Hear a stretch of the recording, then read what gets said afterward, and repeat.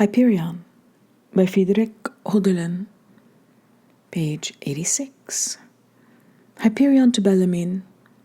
Our souls now lived ever more freely and beautifully together, and everything in us and about us fused into golden peace.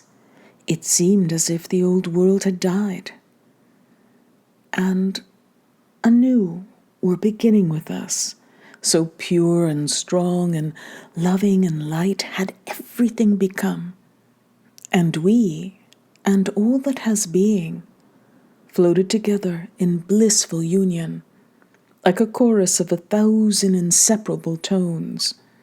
Through the endless ether, our conversations glided on, like a sky-blue stream from which the golden sand gleams now and again, and our silence was like the silence of the mountain peak, where, in glorious, lofty solitude, high above the realm of storms, only the air of heaven still murmurs through the bold traveller's locks. And the wondrous sacred grief, when the hour of parting tolled through our exaltation, and I often cried, "Now we are mortal again, Diotima." And she said, "Mortality is illusion, is like the colors that quiver before our eyes when they have long looked at the sea." And all the gracious pastimes of love, the cajoling words, the misgivings, the sensitivities, the sternness and indulgence, and the all-embracing knowledge with which we saw each other through and through, and the infinite trust with which we glorified each other. Yes, man is a sun, all-seeing and all-illuminating. When he loves, loving not, he is a dark house in which a smoking lamp burns. I should be silent, should forget, and be silent.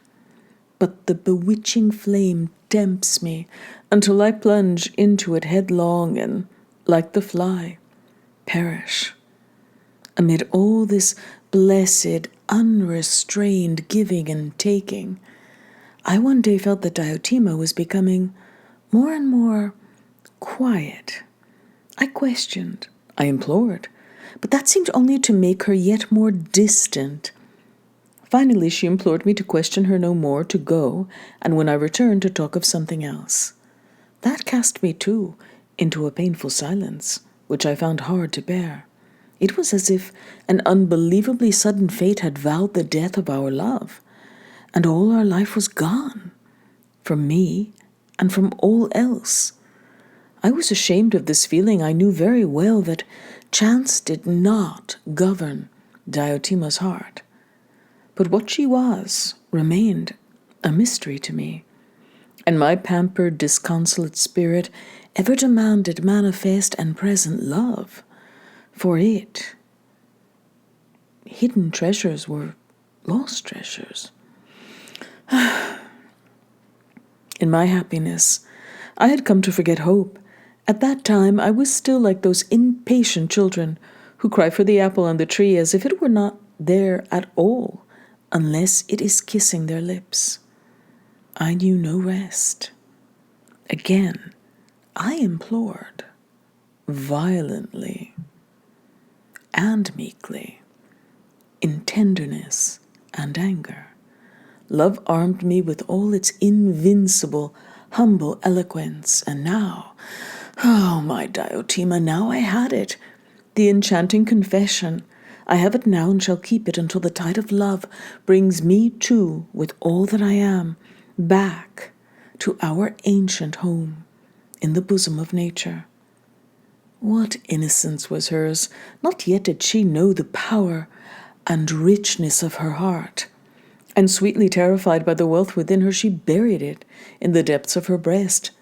And when now, with oh, what sacred ingenuousness, she confessed with tears, that she loved me too much, and took leave of all that she had until then cradled against her heart, and cried, "I have become unfaithful to May, and summer and autumn, and heed not day and night as I once did, belong no more to heaven and earth.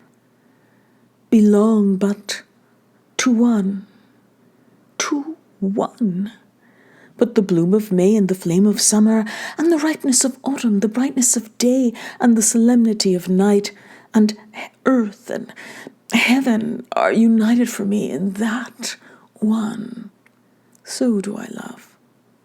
And when now, in utter content of heart, she looked at me, when in brave holy joy she took me into her beautiful arms, and kissed my forehead and my mouth, when that divine head, dying in bliss, sank down against my bared throat, and the sweet lips rested on my beating breast, and her lovely breath touched my soul, oh, Bellarmine, my senses fail me, my spirit flees. I see how it must end. The rudder has dropped into the tide, and the ship, like a child caught by the feet, is seized and flung against the cliffs.